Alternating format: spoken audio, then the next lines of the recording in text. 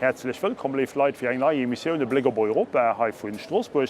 Wir haben diese Woche ganz viel über Klima geschwärzt, und auch über Energie, Energieeffizienz und so weiter. Und da haben wir ein Dossier hier gestimmt, das mit den elektrischen Apparaten zu tun hat, mit der Kennzeichnung am Anfang von den elektrischen Apparaten.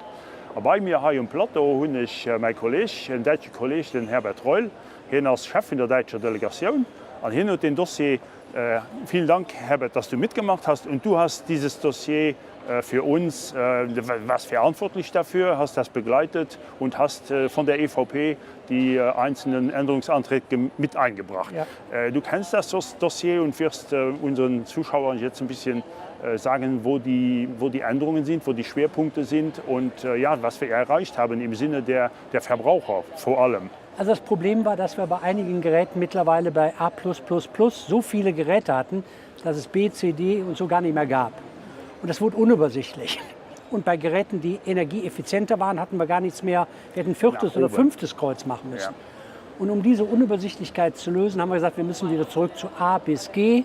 Und dann wird das sauber durchdekliniert, sodass dann on the long way, das wird ein bisschen dauern, alle Geräte auf diese neue A bis G-Klasse kommen. Und jeder kann mit Farbe und Buchstabe klar erkennen, was ist Energieeffizienz und was ist weniger Energieeffizienz. Das heißt, es wird übersichtlicher, ja. Und eigentlich die Anstrengungen der Industrie kommen hier zum Tragen. Das heißt, es wird übersichtlicher und die Ansprüche werden berücksichtigt. Und jetzt gibt es allerdings diese Übergangsphase. Wie kann man das, wann beginnt das und wann kann man damit rechnen, dass Also wir wollen bei den Geräten, wo fast alle schon in der A++-Klasse sind, relativ schnell umstellen. Das macht ja dann auch Sinn. Bei Geräten, wo die meisten noch in B oder C oder D sind, macht das keinen Sinn. Insofern werden einige Geräte ganz schnell umgestellt. Das ist so Kühlschrank und Fernseher, also diese Produkte, die man auch meistens da kennt. Ja. Und es wird bei anderen Geräten ein paar Jahre dauern. Es wird zum Beispiel bei einem Gerät, bei den Heizungsanlagen noch viel länger dauern, weil wir die gerade erst umgestellt haben auf eine neue Klassifizierung.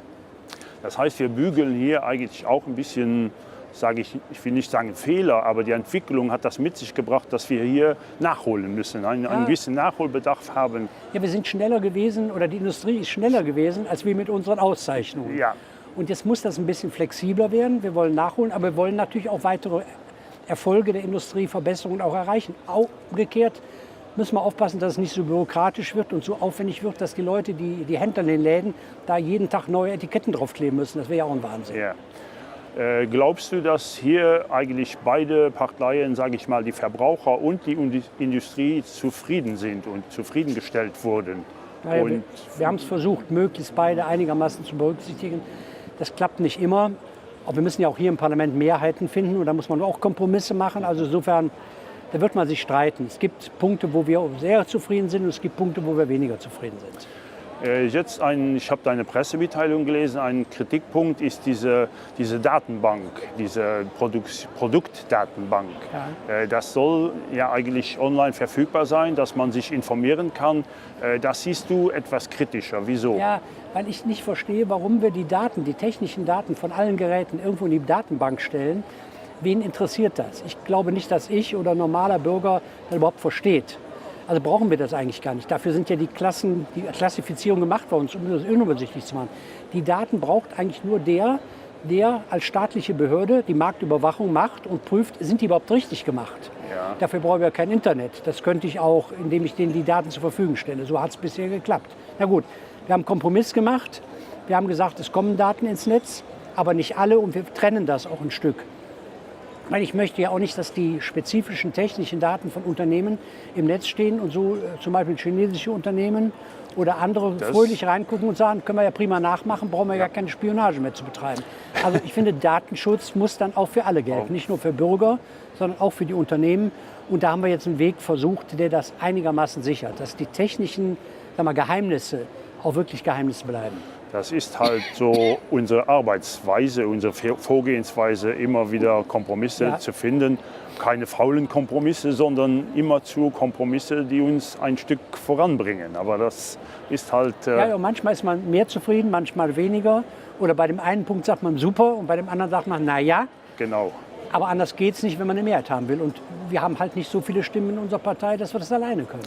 Glaubst du, dass dieses Thema jetzt trotzdem für eine längere Zeit sage ich mal, uns in Ruhe lässt, auch die Industrie klare Regeln schafft und dem Verbraucher klare Indizien gibt, glaubst du schon? Ja. Weil wir haben ja ein System, wie das dann auch, wenn wieder sehr, sehr viele Geräte in der A-Klasse sind, also dass man dann durch Umetikettierung alles wieder neu in Gang setzt, aber das ist dann die Pflicht der Unternehmen, das zu organisieren, und insofern wird der Verbraucher immer mit A bis G arbeiten können und wird sich darauf verlassen können. Ich hoffe, dass wir das zum letzten Mal angepackt haben. Super. Es war mörderisch, manchmal auch fürchterlich lang. Aber du kennst das ja auch, wenn man so ewig lang da sitzt und um so Kleinigkeiten manchmal feilscht. Aber wenn es einem wichtig ist, dann setzt man noch eine Stunde dran. Wie so oft liegt der Teufel im Detail und bei technischen Ansprüchen ist das noch etwas kritischer.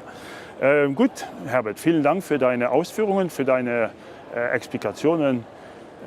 An die luxemburgischen Zuschauer, die sehen uns, und ich danke dir, wie gesagt, und bei deinen weiteren Dossiers noch viel Glück.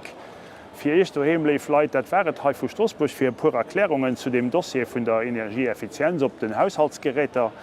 Merci fürs Nachgucken, bis die nächste Woche.